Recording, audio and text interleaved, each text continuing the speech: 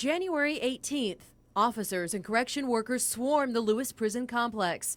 The prison goes into lockdown. It's scary for a mother. My son's in there. He's just turned 19 years old.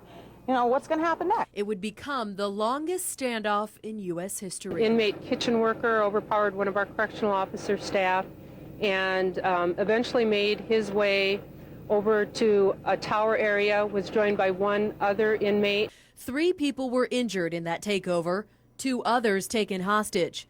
ABC 15 quickly learns the identity of the 2 inmates responsible. Stephen Coy serving a life sentence for kidnapping, theft, and sexual assault. And Ricky Wassenaar serving 28 years for armed robbery and assault.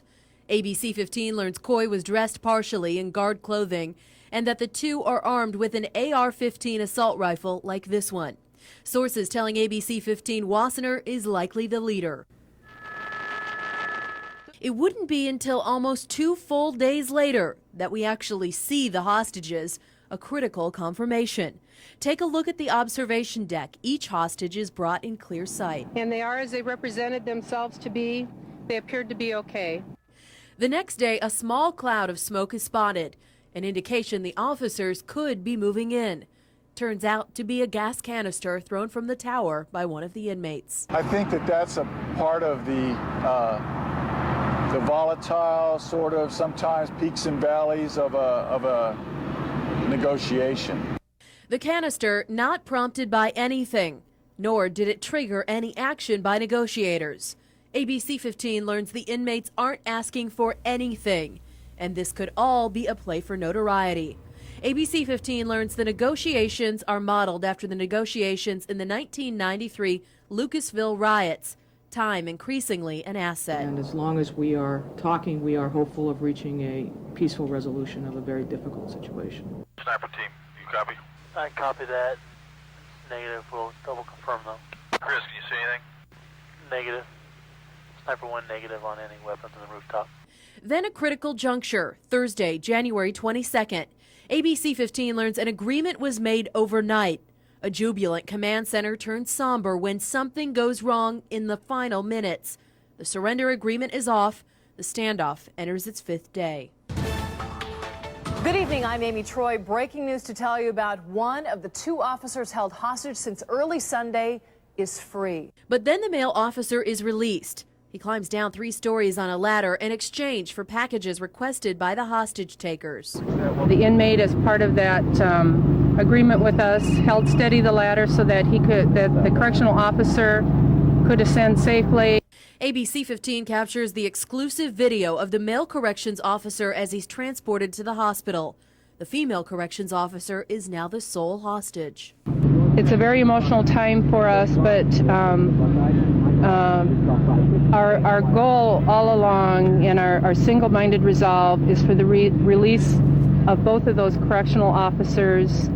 Over the next 2 days, it's more waiting and more negotiating, and several welfare checks on the remaining hostage. The hostage takers more compliant. The hostage takers have been exposed to the techniques, the skills of our negotiators, and over the past 7 days, they're increasingly doing the kinds of things that we need them to do. But Tuesday, January 27th, some strange movement from one of the inmates. In the early morning hours, you can see the gleam from a knife blade as an inmate spends about a half hour cutting down the tarp, puzzling prison officials. At one point, watch as he stops and spends about 20 seconds checking things out with what appears to be binoculars. In fact, he almost stares directly at TV cameras pointed back at him. After rolling up the tarp, he throws the bottom half of a chair into the prison yard.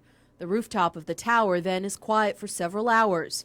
But movement again, just a few minutes after 5, one of the captors pulls up a white plastic bag. We learn later it's part of a negotiated deal, and minutes before this, prison officials see the female hostage and at least know on day 11 she's still alive. Friday night, the lights around the tower pop on, illuminating the entire tower. Another weekend sets in, and we see one of the inmates like we've never seen them before, armed, circling the observation tower for more than 10 minutes.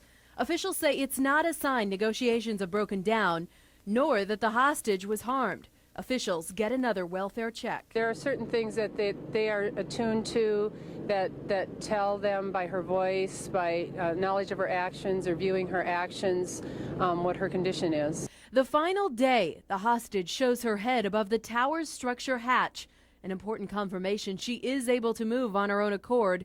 Negotiators last saw the captive corrections officer 5 days before, but heard her voice.